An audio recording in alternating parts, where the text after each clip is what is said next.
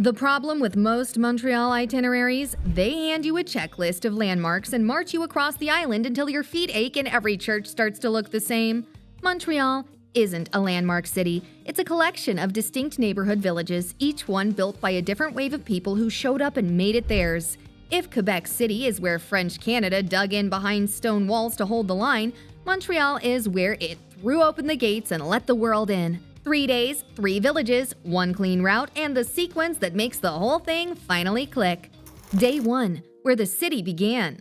Old Montreal and the Old Port are the cobblestoned wedge of the island, where Ville-Marie was founded as a Catholic mission in 1642, and your whole first day lives inside it. Base yourself here and the morning starts before you've even finished your coffee. The Hotel William Gray is the iconic pick, an 18th century heritage building fused with a glass tower and a rooftop terrace, steps from where the day unfolds. If you'd rather keep the budget honest and the character high, the Auberge de la Fontaine sits across from Parc La Fontaine in the Plateau, so plan a short metro hop in for the morning. Your first stop is the literal birthplace of the city, Pointe-à-Callière. Doesn't only tell Montreal's origin story, it stands atop it, built over the ruins of Fort Ville-Marie. It gets you down into the archaeological crypts beneath the modern street, with the highlight being the Memory Collector, an immersive light experience staged inside North America's first collector sewer from the 1830s. Archival images of the early city dissolve into flowing particles of light across the original stone walls. It's a strange thing to call a sewer beautiful, but here we are. Adult admission grants access to the massive underground network. The museum is typically closed on Mondays, but shifts to a 7-day schedule during the peak summer season starting in late June. So check the seasonal calendar before making any changes to your itinerary. Emerging back above ground, your next logical stop is Place d'Armes, the city's architectural heart, ringed by buildings from every era of Montreal money, from early banks to Art Deco towers. The reason you're standing here is the Basilique Notre-Dame, Canada's first great Gothic Revival masterpiece with its cobalt blue vaults scattered with thousands of golden stars. Its backstory is better than the brochure lets on. The architect, James O'Donnell, was an Irish-American Protestant hired by French Catholic priests in 1824, and he became so consumed by what he was building that he converted to Catholicism on his deathbed in 1830 to earn the right to be buried in the crypt. He's the only person ever granted that honor. Self-guided daytime entry takes about an hour, and buying online lets you skip the queue. Tourist visits pause during Sunday Mass, which is free if you're attending to worship. Keep this basilica in mind, because you're coming back after dark when the same sanctuary becomes the canvas for Aura, a wordless 45-minute light and orchestral show from Montreal's own Moment Factory, tying its religious past to its present life as a global hub for digital art. A standard ticket gets you in, or the combined daytime and Aura bundle covers both visits. Book this one well ahead because it routinely sells out a week or 2 out, especially on summer weekends. Olive et Gourmando on Rue Saint-Paul is a 2-minute walk away and is the cafe that's had a line out the door for more than 20 years. The Cuban panini, roasted pork, and Gruyere pressed hot is what you should go for. There are no reservations, but thankfully they are open 7 days a week. With the afternoon open, wander rather than march. Place Jacques-Cartier is the wide square sloping toward the water, once a colonial market and now the stage for street performers and terrace culture from May through September. It spills onto Rue Saint-Paul, which is Montreal's oldest street. Its old warehouses have been converted into galleries and bistros. Give it 30 to 45 minutes of unstructured drifting before continuing east to the Marche Bon Secours, the neoclassical building with the silver dome that briefly served as the Parliament of United Canada in 1849 before spending a century as the main market. It's free to walk through, full of Quebec-made crafts, Indigenous art, and local design. Out the back toward the river, you join the Old Port Vieux-Port Promenade, the waterfront where every early wave of the world first arrived. Towering over it is La Grande Roue, Canada's tallest observation wheel at 60 meters with climate-controlled gondolas. The ride gives you plenty of time to rest your legs and take in the skyline. Just down the promenade, you'll spot the Tour de l'Horloge, a 45-meter clock tower built between 1919 and 1922 as a memorial to Canadian sailors lost in the First World War. Its mechanism was imported from England as a precise replica of Big Ben, and the 192-step climb costs nothing, though your legs may send you a bill later. The interior is only open May through September, and if you're here in the warm months, the Old Port or Vieux Port is also where Le Bas-Tomouche pushes off. Its flat-bottom design slips into shallow water that bigger boats can't reach, which gets you close-up views of the modernist Habitat 67 complex, the Jacques-Cartier Bridge, and the distant Olympic Stadium. Daytime sightseeing cruises operate from late May through October. The St. Lawrence is the aquatic highway that carried every settler into the continent's interior, and seeing Montreal from the water is to see it as it was meant to be approached. When the light fades and you've earned a sit-down, Modavie on the corner of Saint Paul has been the go-to since 1997. A two-floor French bistro with live jazz every night from 7. The lamb is the signature, and the band turns dinner into the evening's second show. Reserve ahead and time it around your Aura slot so you don't have to choose between the two. Speaking of approaching things the smart way, do yourself a favor before you crash tonight and put the planning pen down. We've packed this entire itinerary plus every reservation link you'll need for Aura, the museums, and the cruise into a free companion cheat guide. Scan the QR code on screen or head to itineraryinsiders.com to grab it. And if this is already making your trip planning easier, hitting subscribe is the best way to let us know to keep making them. Tomorrow, we leave the founding stones behind, climb the mountain the island is named for, and drop into the neighborhoods where the rest of the world moved in. Day 2, where the world moved in. After a day on the founding stones, the city's immigrant and creative half begins, of all places, at the top of a mountain.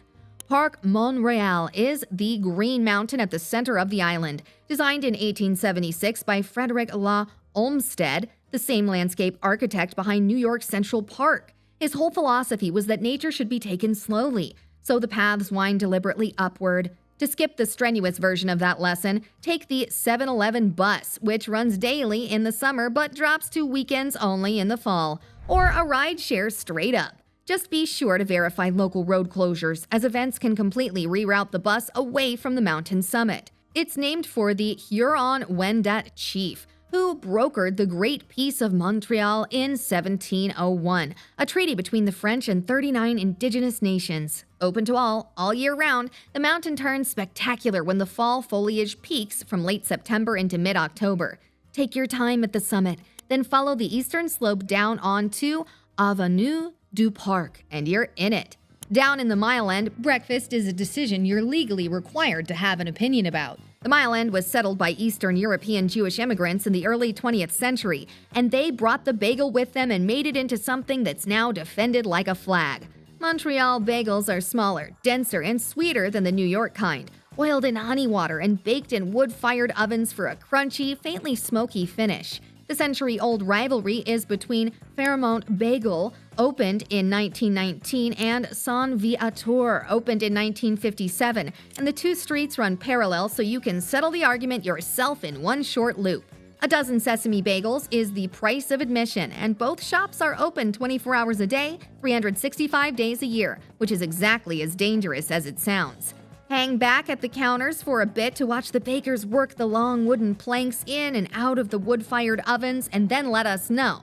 Fairmont or Saint Viateur? Drop your answer below if you've been. We're keeping a tally. Just south of the bagel rivalry sits Boulevard Saint-Laurent, a corridor locals simply call the Main. For most of the history, this boulevard was the dividing line between the English-speaking West and the French-speaking East.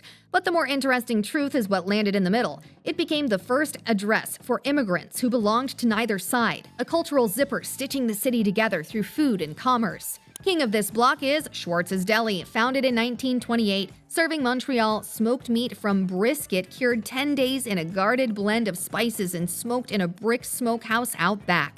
Reservations don't exist, and the line down the sidewalk doesn't care about the weather. Order it the local way, a medium-fat sandwich with a black cherry cola and a half-sour pickle. The fast, famously chaotic meal that follows is a rite of passage. That same stretch of Saint Laurent doubles as an open-air gallery, and it's the first look at tomorrow's theme. Because Montreal's festival obsession is stamped right onto these walls, the annual Mural Festival has covered the boulevard between Sherbrooke and Mont-Royal in massive multi-story frescoes, open to walk any time of year. As the murals thin out, continue south on Saint Laurent past Mont-Royal and turn east onto Rue Rachel E. It is home to a large Portuguese community that arrived mid-century, and their lasting gift to these streets is charcoal grilled chicken drenched in fiery piri sauce. Romados has been the institution for that for decades, a no-frills counter feeding students and lifers alike. And the half-chicken combo is the order. It's working-class, unpretentious cooking that gentrification hasn't managed to sand down, which is the whole personality of the Plateau in one paper container. Avenue du Mont-Royal runs east into Parc La Fontaine, 100 acres of weeping willows, ponds, and an outdoor theater that works as the communal living room for the French-speaking creative class. Long picnics, slacklines strung between old trees, the unhurried near-European rhythm of a Montreal afternoon. In summer, the avenue itself goes largely car-free, leaving you a completely unscripted afternoon to just sit back and absorb the vibe of the neighborhood.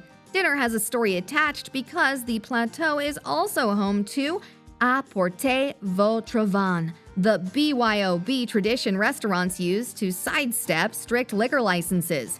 Grab a bottle from a corner dépanneur, walk it to Khyber Pass on Avenue Duluth, and have a high-end Afghan lamb shank with zero wine markup. Tomorrow, we hit one of the oldest markets in North America, an old Olympic site reborn as living rainforest, and the festival plazas the city was rebuilt to host. Day 3, markets, festivals, and the modern city. The final day is plotted as a single clean line heading east before looping back to the core, so you spend it seeing the city rather than riding the metro beneath it.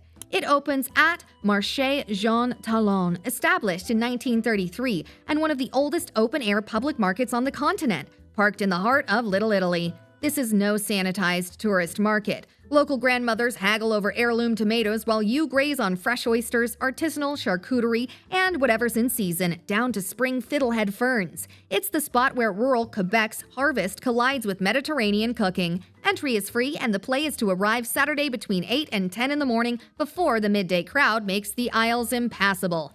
You could call the market breakfast and stop there, but the better option is to let it roll into lunch a few blocks away at Pizzeria Napoletana at 189 Rue Dante. It has been a neighborhood fixture since 1948, originally operating as a humble gathering place for Italian immigrants to play cards and billiards before evolving into a beloved culinary institution.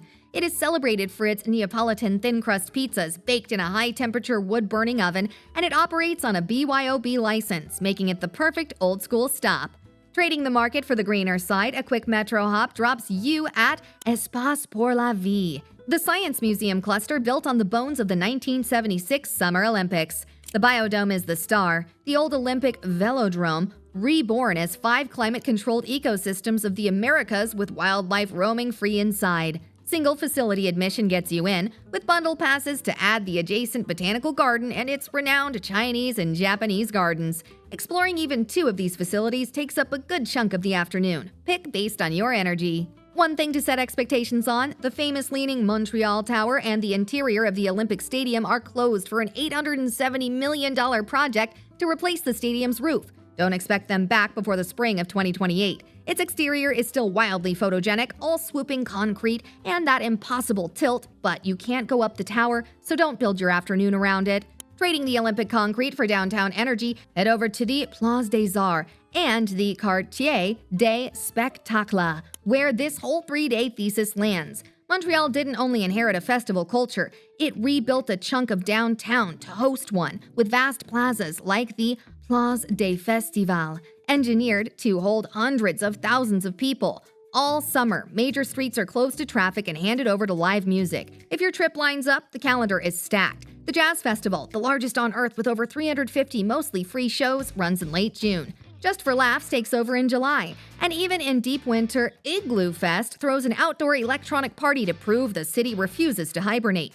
The main plazas and most programming are free, the egalitarian streak running through everything here, and the quarter has more than enough to carry you through the night. For the last dinner of the trip, Bouillon Bilk sits right on the edge of the quarter on Rue Sainte-Catherine-Est, a stripped-back room turning out some of the most quietly ambitious cooking in the city, which is a fitting note to end the modern day on. Or close it the way generations of night owls have, with a steamed hot dog at the Montreal pool room, downtown's no-frills, steamy counter since 1912. In just 3 days across one island, you've stood on the founding stones of Pointe-à-Callière and watched a 19th century basilica turn into a digital light show. You've climbed the namesake mountain, settled the Great Bagel War for yourself, and watched festival plazas built for 1 million people fill up at dusk. The other half of the story is waiting 3 hours up the St. Lawrence, behind the stone walls of Quebec City, the citadel where French Canada dug in and held the line. The video's on screen to continue the journey. Until then, keep exploring, and we'll see you next week for another Insider Itinerary.